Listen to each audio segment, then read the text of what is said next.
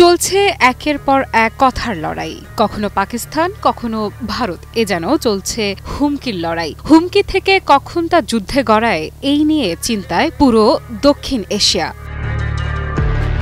লালকেল্লার প্রাচীরের ছায়া পড়েছিল স্বাধীনতার আলোয়, আর সেই আলোয় দাঁড়িয়ে ভারতের প্রধানমন্ত্রী নরেন্দ্র মোদি কণ্ঠে ঝড় তুললেন। এবার তার বার্তা সরাসরি পাকিস্তানের উদ্দেশ্যে, ভারত আর পরমাণু হুমকি সহ্য করবে না। এটি কেবল শত্রুর প্রতি হুঁশিয়ারি নয়, এটি গোটা অঞ্চলের জন্য একটি স্পষ্ট সংকেত, যে কোনো হুমকির জবাব দিতে প্রস্তুত ভারত।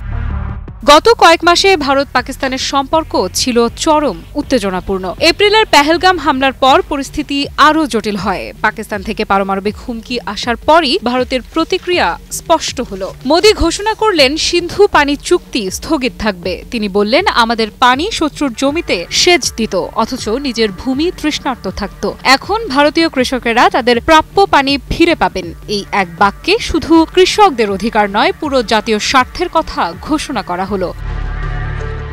মোদি সন্ত্রাসবাদের প্রসঙ্গেও সরাসরি আক্রমণ করলেন। তার ভাষায়, আমাদের দেশে দীর্ঘদিন ধরে সন্ত্রাসকে সহ্য করা হয়েছে, কিন্তু এবার আর নয়। যারা সন্ত্রাস চালায়, যারা সন্ত্রাসীদের লালন পালন করে, তাদের মধ্যে কোনো ফারাক নেই। ওরা মানবতার শত্রু। এই বক্তব্যে স্পষ্ট ইঙ্গিত, যে কোনো সন্ত্রাসী হামলার প্রতিক্রিয়া এবার হবে কড়া, এবং তা সীমান্তের বাইরে পর্যন্ত বিস্তৃত হতে পারে।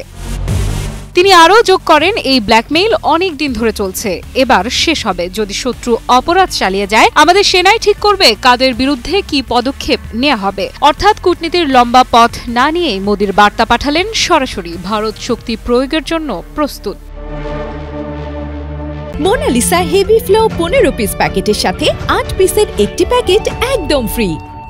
এই পদক্ষেপ শুধু প্রতিক্রিয়া নয়, এটি এক ধরনের কৌশলগত পুনর্বিন্যাস। ভারত আরও স্পষ্ট করে দিয়েছে, সন্ত্রাস এবং পারমাণবিক হুমকি একসঙ্গে সহ্য করা হবে না। পানি ও রক্ত একসাথে প্রবাহিত হতে পারে না। এই প্রেক্ষাপটে সিন্ধু পানি চুক্তি স্থগিত করা হলো। বিশ্লেষকেরা বলছেন, মোদি যে বার্তাটি দিলেন তা শুধু পাকিস্তানের জন্য নয়, আন্তর্জাতিক মঞ্চেও ভারত শক্তিশালী অবস্থানে থাকার সংকেত দিচ্ছে। আফ্রিদা ইফরাত, নিউজ 24।